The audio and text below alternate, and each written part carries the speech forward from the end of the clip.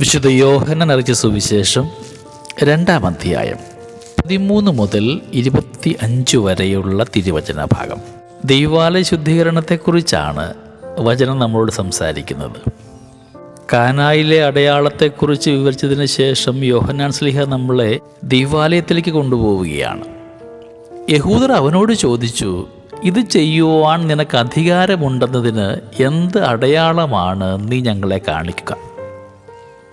കച്ചവട സ്ഥലമായി മാറിയ ജെറുസലേം ദേവാലയം ശുദ്ധീകരിച്ച ഈശോയോട് യഹൂദർ ചോദിക്കുന്ന ചോദ്യമാണിത്. ദൈവത്തെ അന്വേഷിക്കുവാനും ദൈവത്തോട് സംസാരിക്കുവാനും ഇടമാകേണ്ട വിശുദ്ധ സ്ഥലം കച്ചവട സ്ഥലമായി അധപ്പതിച്ചതിൽ സങ്കടപ്പെട്ട് ഈശോ അവിടെ ശുദ്ധീകരിക്കുകയാണ്. അതിൻ്റെ നന്മ കാണാതെയാണ് യഹൂദർ അവനെ ശകാരിക്കുകയും ചോദ്യം ചെയ്യുകയും ഒക്കെ ചെയ്യുന്നത്. നമുക്ക് നമ്മുടെ ജീവിതത്തിലേക്കൊന്ന് വരാം. ചിലപ്പോഴെങ്കിലും മറ്റുള്ളവർ ചെയ്യുന്നതിലെ നന്മ കാണാതെ ആര് ചെയ്യുന്നു എന്നതിൻ്റെ പേരിൽ അവർ ചെയ്യുന്ന നന്മയെ നാം അംഗീകരിക്കാതിരുന്നിട്ടില്ലേ? ഇവിടെ കർത്താവിൻ്റെ കൂടെ 12 അപ്പസ്തോലന്മാരും ഉണ്ടായിരുന്നു.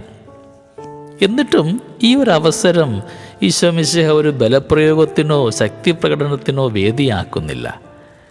ഈശോ മിശിഹ ദേവാലയം വിശുദ്ധമായ സ്ഥലമാക്കി മാറ്റുവാൻ മാത്രമാണ് ശ്രദ്ധിച്ചത്.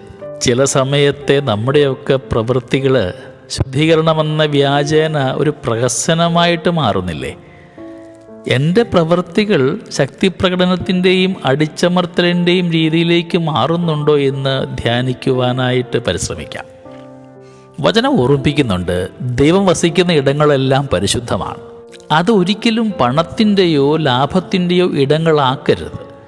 അവിടെ പ്രഥമവും പ്രധാനവുമായ സ്ഥാനം ദൈവത്തിന് തന്നെ ആയിരിക്കണം.